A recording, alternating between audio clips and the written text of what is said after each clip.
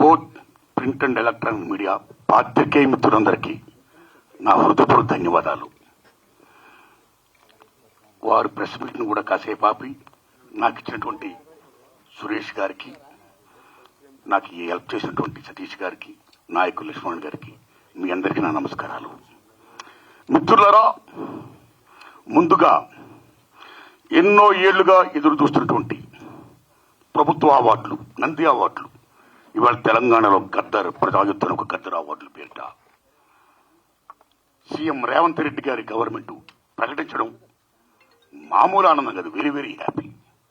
అంటే ఇండస్ట్రీ యొక్క ఉనికిని గుర్తించి గౌరవించినందుకు సీఎం రేవంత్ రెడ్డి గారికి, వారి టీంకి నా నమస్కారాలు. అలాగే జాతీయ అవార్డు గ్రహీతలకి,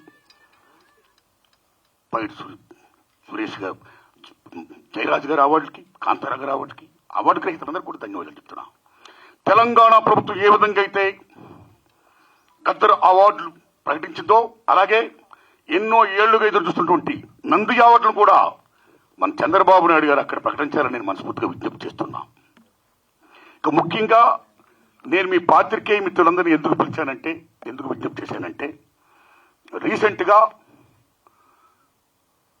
ఇండస్ట్రీ మొత్తం పర్సంటేజ్ కావాలని మ్యాక్సిమం అబౌవ్ 80% అనే ఇష్యూ మీద చర్చలు జరుపుతూ both producer council and film chamber అనేక చర్చలు జరుపుతూ కొనసాగిస్తున్న దశలో ఎప్పుడు చర్చలు ఫలప్రదం అవుతాయా, ఎప్పుడు సినిమా ఇండస్ట్రీలో పర్సంటేజ్ సిస్టమ్ వస్తుందా అని ఎదురు చూస్తున్న నాలాంటి సగటు నిర్మాతలందరికీ కూడా తీరని విఘాతం జరిగింది. ఈ మధ్య రీసెంట్గా ఒక విషయం ఏంటంటే, హరిహర వీరమల్లు అనే సినిమాని ఆపడం కోసమే జూన్ 1 నుంచి బంద్ ప్రకటిస్తున్నారు, పర్సంటేజ్ కానీ ఇవ్వకపోతే అనే మాట రావడం అనేది చాలా దుర్మార్గం. It's a trash. అది ఉత్తిది, అది కరెక్ట్ కాదు. అందులో కుట్ర ఉంది, ఆ కుట్రదారులు ఎవరు తెలుసుకోవాలి అని స్వయంగా పవన్ కళ్యాణ్ గారు ఆఫీస్ నుంచి రావడం అనేది, స్వయంగా సినిమాటోగ్రఫీ మంత్రి దుర్గేష్ గారు మాట్లాడడం అనేది కరెక్ట్ కాదు. ఎందుకంటే మిత్రులారా, ప్రొడ్యూసర్ కౌన్సిల్ కానీ, ఫిల్మ్ ఛాంబర్ కానీ, అది సినిమా పరిశ్రమ పాలనా సంస్థలు, ఆ రెండు సంస్థలు కూడా బంద్ ప్రకటిస్తామని ఇప్పుడు చెప్పలా. డిసిషన్స్ ఆర్ గోయింగ్ ఆన్ అని చెప్పారు. దట్ ఇంకో విషయం చెప్తున్నా మీకు, బంద్ అనేది ప్రజాస్వామ్యంలో ఒక బ్రహ్మాస్త్రం. ఎవరైనా బంద్ ప్రకటించే ముందు సినిమా ఇండస్ట్రీలో అకార్డింగ్ టు నామ్స్ 3 వారాల ముందుగా తెలియపరచాలి. ఇదిగో పలానా ఇష్యూ మీద మేము ఫైట్ చేస్తున్నాం, అది ఇంకా కొలిక్కి రాలేదు కాబట్టి మేము బంద్ ప్రకటించబోతున్నాం అనే విషయాన్ని నిర్మాతలకు 3 వారాల ముందు తెలియపరచాలి. This is norms, this is preamble. 3 వారాల ముందు తెలియపరిస్తే రిలీజ్ డేట్ ఎవరు తెచ్చుకున్నారో, మేము రిలీజ్ డేట్ ఇచ్చుకున్నామండి, ఇంకో 2 వారాలు మేము రిలీజ్ చేస్తున్నామండి అని ప్రిపేర్ అయిన నిర్మాతలను ఇబ్బంది పెట్టకుండా ఉండడం కోసమే 3 వారాల ముందు తెలియపరచాలి according to norms. So June 1 bandh ప్రకటిస్తే, ఒకవేళ జూన్ 12 అంటే 2 వారాలు కూడా కాదు కదా, ఏ రకంగా మీకు హరిహర వీరమల్లుకి అది వర్తింపు చేస్తుందండి? అది కరెక్ట్ కాదు. పవన్ కళ్యాణ్ గారి మీద ఎవరైనా కుట్రమంటారు. తెలుగు చలనచిత్ర పరిశ్రమలో విశ్వవిఖ్యాత నట సార్వభౌమ ఎన్టీ రామారావు గారు భారతదేశంలో ఎన్టీఆర్ మన తెలుగు జాతిని ఖ్యాతిని చేసిన మహనీయుడు. As a politician, as a CM, like this anything else. ఎంత గర్విస్తామో. తర్వాత మళ్ళీ మంచి గొప్ప పేరు తెచ్చుకొని ఈవేళ ఒక జనసేన పార్టీ పెట్టి ఈవేళ డిప్యూటీ సీఎం అయ్యారంటే వీఆర్ ప్రౌడ్ ఆఫ్ ఇట్. మన తెలుగు చిత్ర పరిశ్రమ మొత్తం అంతా గర్విస్తున్నది. Hats off to Pavan Kalyan గారు. ఆయన సేవలను గుర్తుంచుకోవాలి. చంద్రబాబు నాయుడు గారికి సెల్యూట్. మేము పవన్ కళ్యాణ్ గారిని ఏ రకంగా దుర్మానం కాం, కానీ పవన్ కళ్యాణ్ గారు ఆఫీస్ ఆ రకంగా కరెక్ట్ కాదు రావడం. ఓకే, వచ్చిందనుకోండి, ఇష్యూ వస్తే మహాత్మా గాంధీ ఏమన్నాడు, ప్రపంచ యుద్ధాలను కూడా చర్చల ద్వారా ఆపొచ్చన్నాడు ఆయన.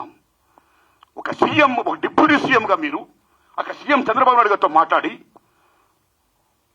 హరిహర వీరమల్లు అనే టాపిక్ మీరు ఎత్తకుండా, ఓకే మీ ఇండస్ట్రీ కష్టాల్లో ఉన్నప్పుడు రండి, మనం సిట్టింగ్ చేసుకుందాం రండి, మాట్లాడుకుందాం రండి అని చెప్పుకుంటే ఒక పెద్ద రోల్ ప్లే చేసి ఉంటే, ఒక చలనచిత్ర పరిశ్రమ బిడ్డగా మిమ్మల్ని మేము ఎంత గౌరవించేవాళ్ళం సార్. ఎంత బాగుండేది సార్, ఎంత బాగుంటుంది సార్. ఆ పని చేయండి సార్ పవన్ కళ్యాణ్ గారు. ఎందుకంటే పర్సంటేజ్ సిస్టమ్ వల్ల ఇండస్ట్రీ ఇవాళ చాలా మేలు జరుగుతుందండి. పర్సంటేజ్ సిస్టమ్ లేకపోవడం వల్ల ఇండస్ట్రీ సగటు నిర్మాత మొత్తం కొలాప్స్ అయిపోతున్నారండి ఇవాళ. మీరు నమ్మండి sir. Why? Because all malls, PVRs మొత్తం ఇలాంటివన్నీ వచ్చేసిన తర్వాత సింగిల్ థియేటర్స్ ఇవాళ ఉనికి లేకుండా పోతుందండి. తెలంగాణ 500 ఉన్న సింగిల్ థియేటర్లు ఇవాళ 200 చిల్లరకు వచ్చేసాయి. ఆంధ్రప్రదేశ్ 500 పైన ఉన్న సింగిల్ థియేటర్ 300 పైసలకు వచ్చాయి. సింగిల్ థియేటర్ లేకపోతే యొక్క ప్రేక్షకుల పరిస్థితి ఏమిటి? ఇవాళ మాల్స్ లోని ఆటల్లోని ఇటువంటి సోకాడు థియేటర్స్ లో రేట్స్ ఎంత ఉన్నాయి? ఇవాళ ఎంత పీపచ్చమైన రేట్స్. ఆడికి వెళ్ళి ఏదైనా పాప్కార్న్ తింటేనే 500 రూపాయల, డ్రింక్ 200 రూపాయల, టికెట్ మొత్తం 200, 300 ఇలాగ అనుకుంటే సగటు ప్రేక్షకుడు ఎక్కడ సినిమా చూడగలుగుతాడు? ఏ రకంగా వెళ్ళగలుగుతాడు? ఇవాళ భారతదేశంలో సినిమా పరిశ్రమ అనేది సామాన్యుడికి వినోదం. అలాంటి వినోదాన్ని సగటు మనిషికి దూరం చేస్తుంది ఇవాళ బికాస్ ఆఫ్ దీస్ పాలసీస్. కాబట్టి సింగిల్ థియేటర్ బతికించుకోవాలి, దానికి పర్సెంటేజ్ సిస్టమ్ కావాలి. ఈ పర్సెంటేజ్ సిస్టమ్ అనేది ఇప్పుడు నుంచి కాదండి. నేను ఎందుకు ప్రశ్న పెట్టానంటే since 25 years the issue is going on. ఈ పర్సెంటేజ్ కావాలని కోరిన వాళ్ళు మేము కూడా ఒకటి, నేను కూడా ఒకనండి. ఆ రోజుల్లో మీరు నమ్మని మిత్రుల కిఎల్ నాన్నగారు ఉన్నప్పుడే పుట్టిన కౌన్సిల్ అధ్యక్షుడిగా మేము విజ్ఞప్తి చేశాం. కాలా సి కళ్యాణ్ గారు ఉన్నప్పుడు విజ్ఞప్తి చేశాం. కాలా కిరణ్ గారు ఉన్నప్పుడు విజ్ఞప్తి చేశాం. కాలా అలాంటి దశలో మీరు నమ్మండి, ఇదే ఫిల్మ్ ఛాంబర్ ముందు టెంటలు వేశాం. అక్కడ ఓ సురేందర్ రెడ్డి గారు, ఓ నట్టి కుమార్ గారు, ఓ మోహన్ గారు, ఓ బెక్కం వేణుగోపాల్ గారు, నేను ఇంకా అనేక మందిని ఈ ఉద్యమాలు చేస్తున్నప్పుడు ఆదిశేషవరరావు గారు, తమ్ముడు భరద్వాజ్ గారు, కెఎస్ రామారావు గారు, చంద్రబాబు శ్రీనివాసరావు గారు, అచ్చిరెడ్డి గారు, కృష్ణారెడ్డి గారు పెద్ద మంది సంఘీభం ప్రకటించారు. ఎన్ని చేసినా ఏమీ కాల. స్వయంగా నేను వెళ్ళి రామారాయణ గారు రిక్వెస్ట్ చేశా, నారాయణ పర్సెంటేజ్ సిస్టమ్ కావాలి, అది మంచిది. ఈ సిస్టమ్ ఉండకూడదు, రెండు సిస్టమ్ ఉండకూడదు. నేను స్పీకర్ గారితో మాట్లాడతాను, I am with you, I am with that moment అన్నాడు రామారాయణ గారు. మహానుభావుడు కీర్చేసి అయ్యారు. అది ఇప్పుడు తగ్గిన ఫలం కాల. ఆ తర్వాత అల్లు అరవింద్ గారిని రిక్వెస్ట్ చేశాం, నారాయణమూర్తి అందరం కలిసి చర్చించుకున్న విషయం మీద ఏది మంచిగా చేద్దాం అన్నాడు ఆయన. కానీ మంచి అనే పర్సెంటేజ్ జరగల. మళ్ళీ సునీల్ నారాయణ గారిని రిక్వెస్ట్ చేశాం, అందరూ ఏం చెప్తా అదే మేము చేస్తామన్నాడు ఆయన. కానీ ఇది మంచి జరగల, పర్సెంటేజ్ సిస్టమ్ ఇంప్లిమెంట్ కాలా. దిల్ రాజు గారిని రిక్వెస్ట్ చేశాం, నిజంగా దిల్ రాజు గారు నేను పర్సెంటేజ్ సిస్టమ్కి యాక్సెప్ట్ అన్నాడు ఆయన ఆర్టీసీలో. కానీ ఫలప్రదం కాలా. ఆ టైంలో అప్పుడు ఇండస్ట్రీ పెద్ద మహానుభావుడు మా గురువు దాసనారాయణ ఇంట్లో మా గురువు గారు కెఎస్ రామారావు గారు, తమ్ముడు భరద్వాజ్ గారు, నేను, సి కళ్యాణ్ గారు అందరం మీట్ అయ్యాం. మీట్ అయిన తర్వాత VNR Nageswararao distributor from Telangana, percentage system కావాలి, ఏ సిస్టమ్ కావాలి, ఆక్యుపేషన్ పర్సెంటేజ్ కావాలని కొందరు, 50-50 కావాలని కొందరు, ఇలా రకరకాల మాడుతున్నప్పుడు ఇది తప్పకుండా తేలుతాం. ముందు పర్సెంటేజ్ సిస్టమ్ పెట్టాలి, రెండు సిస్టమ్ ఉండకూడదు, లీ సిస్టమ్ ఎత్తేయాలి అనే దాని ముందు మీరు తీసుకురండి అని మేము విజ్ఞప్తి చేస్తే మా గురువు దాసనారాయణ దాన్ని యాక్సెప్ట్ చేశారు, ముందు తీసుకుని వెళ్ళారు. కానీ ఫలప్రదం కాల, ఇంప్లిమెంట్ కాల. లేటర్ ఆఫ్ ఇండస్ట్రీ పెద్ద చిరంజీవి గారి దగ్గరికి వెళ్ళాం, ఇది ఇష్యూ మీద రైట్ చేశాం, విజ్ఞప్తి చేశాం. టికెట్స్ రేస్ పెంచుతామని చెప్పడం ఇష్యూలో కానీ ఈ ఇష్యూలో కానీ ఆయన కృషి చేశాడు, మరీ ఫలప్రదం కాల. So this is a very big issue. Since 25 years this percentage system is going on, the issue is going on, not clearing. అది కావాలి. అలాంటిది ఇవాళ పర్సెంటేజ్ సిస్టమ్ కొలుపుకొచ్చే దశలో హరిహరి వీరమ్మలకి దీనికి ఒక లింకప్ పెట్టి ఏం సంబంధం అండి? ఏమీ సంబంధం లేదు. ఈ రకంగా దాన్ని ఇచ్చేస్తారని చెప్పి ఈ పర్సెంటేజ్ సిస్టమ్ అనే ఇష్యూని పక్క తోసేసేసి హరిహరి వీరమ్మని ఫోకస్ చేయడం అంటే ఎంత దారుణం ఉండేది. అది కరెక్ట్ కాదండి. అందుకని నేను మనస్ఫూర్తిగా ఇది ఫీల్ అయ్యే నేను చెప్పడం కోసమే నేను విజ్ఞప్తి చెప్తూ పవన్ కళ్యాణ్ గారిని విజ్ఞప్తి చేస్తున్నా, నేను చంద్రబాబు నాయుడు గారిని విజ్ఞప్తి చేస్తున్నా, దుర్గేష్ గారిని విజ్ఞప్తి చేస్తున్నా. పవన్ కళ్యాణ్ గారు మాట చెప్పారు, ఇండస్ట్రీ వారు వచ్చి గవర్నమెంట్ ఏర్పడ్డ వెంటనే వచ్చి పలకరించవచ్చు కదా, మర్యాద పూర్వకంగా కలవచ్చు కదా అన్నారు. సుభాష్ కలవాలి, రాజులు మీరు కలుస్తాం. కానీ ఒక విజ్ఞప్తి చేస్తున్నాం, పూర్వకాలంలో రాజుల దగ్గరికి ఏదైనా ప్రజలకు సమస్య వచ్చినప్పుడు ధర్మగంట కొడితే లోపలికి వెళ్ళేవారు. దాని బిఫోరే రాజులే ప్రజల దగ్గరికి వెళ్ళేవాళ్ళు, రక్తబండి పెట్టేవారు. మీ ప్రజలకు ఏ సమస్య రండి చెప్పండి అని అడిగేవాడైనా అక్కడక్కడిగా తీర్పులు చెప్పేవాడు, సాల్వ్ చేసేవారు, ప్రజలకు మేలు చేసేవాడైనా. ఇదిగో మా ఊరికి చెరువు కావాలి, మా ఊరికి విద్య కావాలి, మా ఊరికి వైద్యం కావాలి, లైక్ దిస్. అలాగా మీ మినిస్టర్లు కూడా అయిన వెంటనే ఇండస్ట్రీని పిలిచి రండి మీకేం సమస్యలు ఉన్నాయి, నేనేం చేయాలి, మేమేం చేయాలి అని చెప్తే మేము కూడా ఎంత ఆనందపడేవాళ్ళం అండి. మేము మీ బిడ్డలు అండి, చిల్డ్రన్ ఆఫ్ ది స్టేట్. మేము మీకు ఓట్లు వేసిన వాళ్ళమి, మిమ్మల్ని లెక్కించిన వాళ్ళమి, మీ బిడ్డలం మేము. You must be respect the people the same time who must respect the government. It's vice versa. So my humble request, దయించి పర్సెంటేజ్ సిస్టమ్ పక్కకి పెట్టేయకుండా పర్సెంటేజ్ సిస్టమ్ అనేది మెయిన్ ఇష్యూ కాబట్టి. ఎందుకంటే ఆల్ మాల్స్ ఇవాళ ఆక్యుపై చేసి 50% దే ఆర్ టేకింగ్. కార్పొరేట్ సెటప్తో కూడుకొని ప్రైవేట్ సంస్థలు ఏమైతే ఉన్నాయో ఆ కార్పొరేట్స్ అందరూ కూడా వాళ్ళు they are getting 50%. But single థియేటర్కి ఏమైంది? సింగిల్ థియేటర్ అందరూ మనవాళ్ళు ఎక్కడవాళ్ళు, ఓ ఫ్యాషన్తో కట్టుకున్నవాళ్ళు, ఈ తల్లిని నమ్ముకున్నవాళ్ళు. సినిమా అంటేనే తల్లి తండ్రి నిర్మాత తీసేవాడు, చూసేవాడు, ప్రేక్షకుడు దేవుడు, ఇద్దరికి మధ్య సందాలుగా చూపించే తల్లి సినిమా. సినిమా హాల్ ఓ దేవాలయం. ఆ దేవాలయాలు బాగుండాలి. ఇవాళ ఎన్ని దేవాలయాలు కళ్యాణ మండపాలు అయిపోతున్నాయి, ఎన్ని దేవాలయాలు ఇవాళ మూసిపడిపోతున్నాయి. Because this system. కాబట్టి మల్టిపుల్ నేషన్స్, ఈ ప్రైవేట్ కంపెనీస్, ఈ కార్పొరేట్స్ అందరూ వచ్చేసిన తర్వాత చిన్న చేపను పెద్ద చేప, చిన్నమాయని పెద్దమాయాన్ని పింగళ నాగేంద్ర మాయాబజార్ చెప్పినట్టు ఈవేళ they are occupying they like octopus. కాబట్టి చిన్న నిర్మాతని బతికించుకోవాలి, సింగిల్ థియేటర్ని బతికించుకోవాలి. The same time percentage system ఉంటేనే ఇద్దరు బాగుంటారు. కాబట్టి ఈ దశలో పవన్ కళ్యాణ్ గారు నేను విజ్ఞప్తి చేస్తున్నా, పర్సంటేజ్ సిస్టమ్ ఉంచండి సార్, దాన్ని ఫుల్ఫిల్ చేయించండి సార్. అది ఎలా చేస్తే బాగుంటుందో ఆలోచించి దానికోసం మీటింగ్ పెట్టి సక్సెస్ చేయించండి సార్. ఈ దశలో producer council and film chamber నేను విజ్ఞప్తి చేస్తున్నాం. ఆల్రెడీ మీరు విశాఖపట్నంలో మీటింగ్ అయ్యారు. ఏ మీటింగ్ చేసుకున్నా సరే 25,000 బట్టి రావణ కాష్టంలా కాలుతున్న ఏ పర్సెంటేజ్ సిస్టమ్ అయితే ఉందో దాన్ని మీరు మళ్ళీ పక్కకి దోసేయకుండా, ఏదేదో దాన్ని అడ్డం పెట్టి దాన్ని మళ్ళా అడ్రస్ లేకుండా చేయకుండా ఆ పర్సెంటేజ్ సిస్టమ్ విషయంలో కొలిక్కొచ్చి ఇంప్లిమెంట్ చేసి సగటు నిర్మాతను బ్రతికించండి. అప్పుడే మా సినిమాలు చూస్తారు జనం, లేకపోతే ఓటీలు చూస్తారండి. వేళ మాలాంటి సినిమాలు చూడాలంటే జనం రావాలి. జనం రావాలంటే బరుగు బలహీన వర్గాలు రావాలంటే ఎక్కడ వస్తారండి? వాళ్ళ కొద్ది డబ్బులు పెట్టి ద కాంట్ కమ్. ఆ ఓటీలు వస్తుంది చూద్దాంలే. ఎన్ని సినిమాలు ఇవాళ బాగా ఆడుతున్నాయండి? పర్సెంటేజ్ సిస్టమ్ ఎంత తగ్గిపోయిందండి. కాబట్టి సినిమా పథకాలను, సగటు నిర్మాత పథకాలను 80% ఆఫ్ ఇండస్ట్రీ పథకాలను మరుగుడు ఉండాలి. సరే, పర్సెంటేజ్ సిస్టమ్ కావాలి. ఆ సిస్టమ్ కోసం పెద్దలందరూ కృషి చేయాలి. Film chamber and producer council ఆ విషయంలో నిర్ణయం తీసుకోవాలి. గవర్నమెంట్ కలాలి. కాబట్టి అపాయింట్మెంట్ అంతగా ఆనందం వచ్చింది. మీరు వెళ్ళండి, కలవండి, మన డిమాండ్ చెప్పండి, పర్సెంటేజ్ సిస్టమ్ కావాలి, ఇంప్లిమెంట్ చేయండి అని విజ్ఞప్తి చేయండి. అదే నా విజ్ఞప్తిగా భావిస్తూ ఇంకా రేట్లు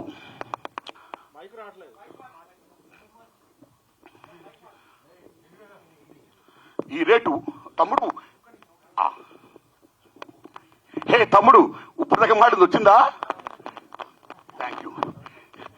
మైక్ రాలేదంటే ఇంకా ఈ రేట్ల విషయం మాట్లాడేసి నేను నిన్న పని చూసుకుంటాను, మిమ్మల్ని డిస్టర్బ్ చేయనండి. సురేష్ అన్న, రేట్లు చాలా ఇంపార్టెంట్ అండి. మీరు నమ్మండి, భారతదేశంలో 1961 తర్వాత థియేటర్లో ఏ రేట్లు పెట్టాలి, ఎలా పెట్టాలి, భారతీయుల యొక్క తలసరి ఆదాయాన్ని బట్టి, జీవన ప్రమాణాలను బట్టి రేట్లు నిర్ణయించినప్పుడు గవర్నమెంట్ ఒక కంపెనీ వేసి ఓ నేల, ఓ బెంచి, ఓ కుర్చీ, ఓ పార్కింగ్లై తరగతులు సృష్టించింది. ఈవేళ నేల లేదు, బెంచీ లేదు, ఒకటే క్లాసు లేకపోతే 2 క్లాసులు, మొత్తం థియేటర్స్ మొత్తం ఆ రకంగా చేసేసారు. ఓకే, ఇక రేట్లు అనేది ఏమవుతున్నాయో సిస్టమ్ ప్రకారం గవర్నమెంట్ ఏదైనా ఒక రేటు పెడితే ఆ రేట్ని అందరూ కూడా హానర్ చేయాలి.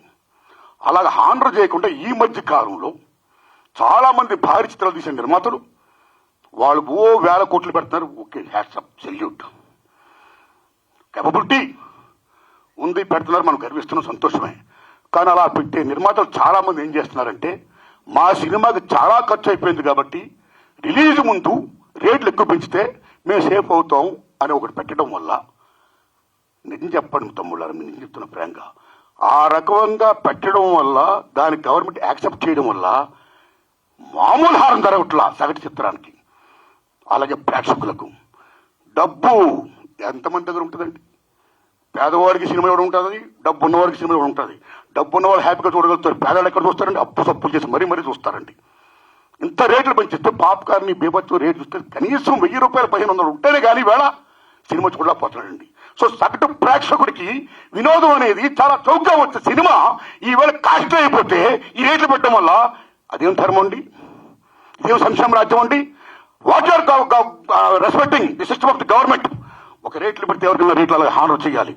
వై? బికాస్ మీరు భారీ బట్టలు పెడుతున్నారు, పెట్టుకోండి. మీరు గొప్ప చేస్తున్నారు, తీయండి, మేము గర్విస్తున్నాం. ప్రేక్షకుడికి ఎన్ని ఎందుకంటే సినిమా బాగుందో లేదా, దట్స్ ఆల్. సినిమా బాగుంటే చూస్తాడు, చూడడం. రేట్లు పెట్టడం పెట్టకపోవడం అనేది అది మీ ఇంట్రెస్ట్ పడి ఉంటుంది. భారీ సినిమాలు తీస్తున్నారు, ఓకే, సెల్యూట్. దాన్ని వాళ్ళ మీద రుద్దకూడదు. బాగుంటే ఆ డబ్బులు వాళ్ళు ఏం పెడుతున్నారు, ఆ డబ్బుతో మీరు కోట్లాది కోట్లు సంపాదించవచ్చు. ఉదాహరణ, హాలీవుడ్ లో 10 కమాండ్మెంట్స్ సిసిల్ పెట్టి ఇమ్మీడియట్ తీశారైనా. మామూలు బడ్జెట్ కదా, వేలాది కోట్ల సినిమా తీశాడైనా. అండ్ బెన్హార్ వేలాది కోట్లు పెట్టి తీశారు ఆ సినిమాలు. మీరు నమ్మండి, 2 సినిమాలు కూడా బచ్చవర్ hits and gone with the wind. ఆ సినిమాలకు ఆ రోజుల్లో కోట్లు ఖర్చు అయితే మళ్ళా కోట్లు చేసి మీరు నమ్ముతారా తమ్ముళ్ళారా, గూడ్స్ బళ్ళల్లో డబ్బులు తీసుకొని వెళ్ళేవారు. అదే రేట్లు. మేము 10 కమాండ్మెంట్ తీసాం, మేము బెన్హార్ తీసాం, చాలా ఖర్చు పెట్టాం, కాబట్టి రేట్లు పెంచండి అని అడగలా. కమ్ టు హిందీ ఫీల్డ్, కేఎస్ఎఫ్ మొగలేదాం అని జీపీ సిప్ గారు షోలే. మామూలు సినిమాలో మొగలేదాం మీరు నమ్మండి 9 years తీసాడేనా.